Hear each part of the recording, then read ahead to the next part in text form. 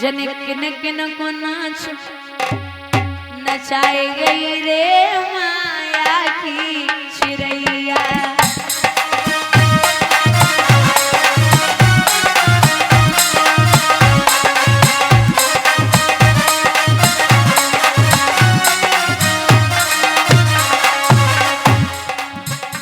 जन किन किन को नाच नचाई गई रे माया की चिड़ैया।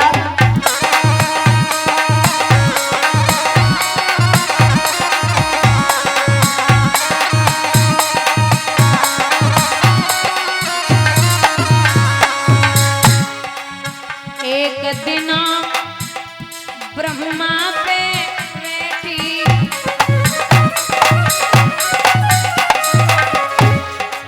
ब्रह्मा की बुद्धि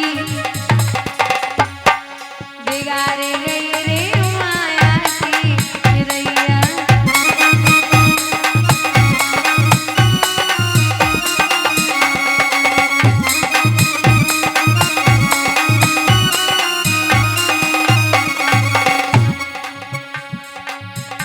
जने किन किन को नाच नचाई गई रे माया की चिड़ैया।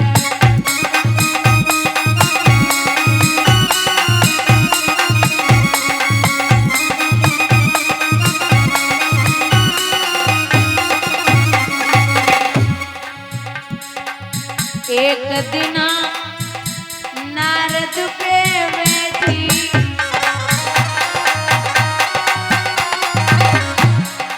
नारद को बंदर बनाए गई रे माया की चिड़ैया।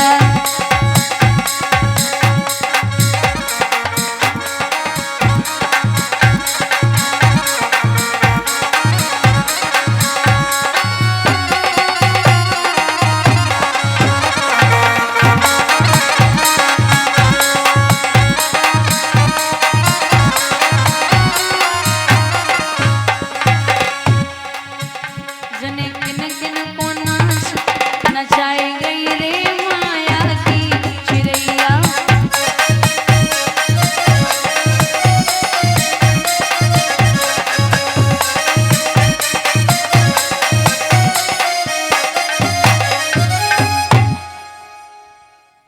ये सम्माननीय आदरणीय श्रीमान रामवीर सिंह यादव जी ब्लॉक अध्यक्ष समाजवादी पार्टी से और श्री अनिल प्रताप यादव जी और गुड्डू भैया रायनगर से, श्री गोविंद पांडे रानीपुर सैफई से, श्री हरिगोविंद यादव जी सैफई से, सम्माननीय श्री आलोक मिश्रा जी सैफई से आए हुए।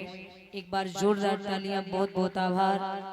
ठाकुर जी कृपा दृष्टि बनाए रखें, जो भी इच्छाएं हों वो पूर्ण हों और आप यूं ही राजनीति और धर्म के कार्यों में अपने हाथ आगे को बढ़ाते रहें और आपके कदम सदैव राजनीति के कार्यों में आगे बढ़ते रहें। कान्हा आपकी सभी इच्छाएं पूर्ण करें। आप जैसे लोगों का आशीर्वाद हम जैसी बेटियों पर बना रहे और कृष्ण का आशीर्वाद आप पर, आप सबके परिवार पर बना रहे।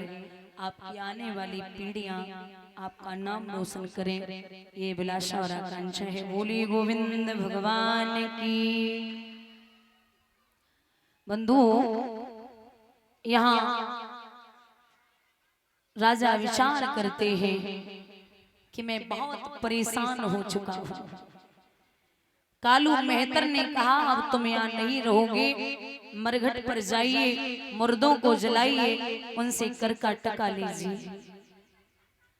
मरघट पे पहुंचे, मुर्दों को जलाने लगे, उनसे कर का टका लेने लगे। जो ब्राह्मण खरीद के ले गए थे पुत्र को और पत्नी को, विश्वामित्र ने ऐसी बुद्धि बिगाड़ी, बोले इतनी आसानी से परीक्षा फिर धर्म ही क्या है। बोले ये जो पुत्र खरीदा है ना, इसे बाग में भेजो, ये पुष्प लेके आए, और जब तक पुष्प न हो पूजा के लिए तब तक पूजा अच्छी नहीं लगती। पुत्र को एक छवरिया पकड़ाई मैया ने, जा लाला बाग से फूल लेके आया।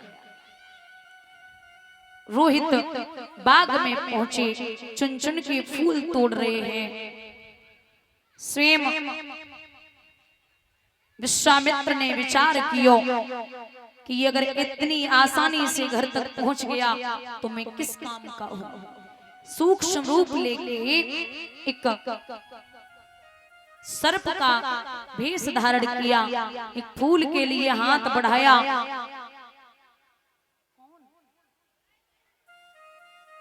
एक फूल के लिए हाथ बढ़ाया। विश्वामित्र ने नाग बन के उंगली में डस लिया। हाय माँ कह करके वो जमीन पे गिरा।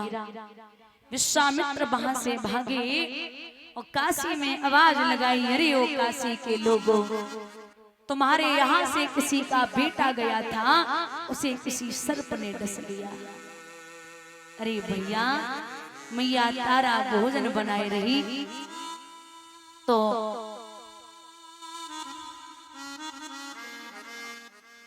भोजन जो बना रही थी, हाथ से रोटी छूट गई। ब्राह्मण के दोनों पांव पकड़े, नाथ एक ही बेटा है, मेरा ही गया था, दूसरा कोई पूरी काशी में नहीं गया, आप मुझे अनुमति दो, मैं चली जाऊं, वरना वो मर जाएगा। ब्राह्मण बोले, क्या कर रही है, पागल है क्या? मैं जाति का ब्राह्मण, एक काम कर, भोजन बना, ठाकुर जी का भोग लगा, हमें भोजन दे, उसके बाद में तू जा सकती है। इतने उदार हृदय के ब्राह्मण थे, लेकिन परीक्षा लेने के लिए आज मैया पे टूट पड़े। मैया ने भोजन बनायो, ठाकुर जी को भोग लगायो, बर्तन धुले, ब्राह्मण को भोजन दियो। नाथ अब अनुमति दो, बेटा है मेरा, चली जा, और अगर मर गया हो तो जल्दी आग लगा के वापस आना। महाराज दो चार जगह बेहोश भई, जब पहुंची है तो पुत्र अंतिम सांसें ले रहा था। कभी ऐसा होता है कि धन के प्रति लोग आसक्त होते हैं। एक उदाहरण दूं, वो ध्यान से सुनना, बुजुर्ग बैठे हैं। एक व्यक्ति धन लेके घर से निकला तो उसने विचार किया कि धन तो हाथ में है, ऐसा न हो कि हमारे पीछे चोर लग जाएं और सारा धन लूट ले। ये विचार करता हुआ जा ही रहा था, तब तक उसके पीछे 5 चोर लग गए। उसने इतनी जल्दी स्पीड बढ़ाई, जितनी जल्दी वो चल रहा है उससे कई गुना ज्यादा जल्दी वो चोर चल रहे। आगे बढ़ा तो एक कुआं था, आगे अंधेरा होने को आया, एक बरगद का वृक्ष दिखा। तो जो बरगद के पेड़ होते हैं ना, उन पे बड़ी बड़ी जटाएं लटकी होती हैं। उसने क्या किया, वो धन लेकर के और नीचे डाला और पकड़ के जटाओं को कुएं में लटक गया। कुआं था सूखा। अब 5 चोर पीछे पीछे बोले, भैया अभी तो यही था, इतनी जल्दी कहां चला गया, अभी तो यही था। वो बेचारा भाग के आया था तो लटका हुआ था, उसके सांसों की आवाज बाहर तक जा रही थी। सांसों की आवाज बाहर तक जा रही थी। 5 चोर बोले कि चिंता ना करो, यही है, अभी नहीं तो थोड़ी देर बाद निकलेगा, निकलना तो है ही।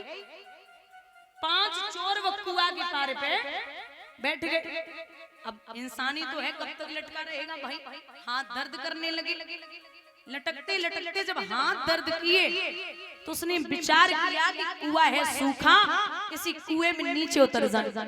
तो जैसे ही नीचे निगाह डाली तो काला सर्प उस कुएं में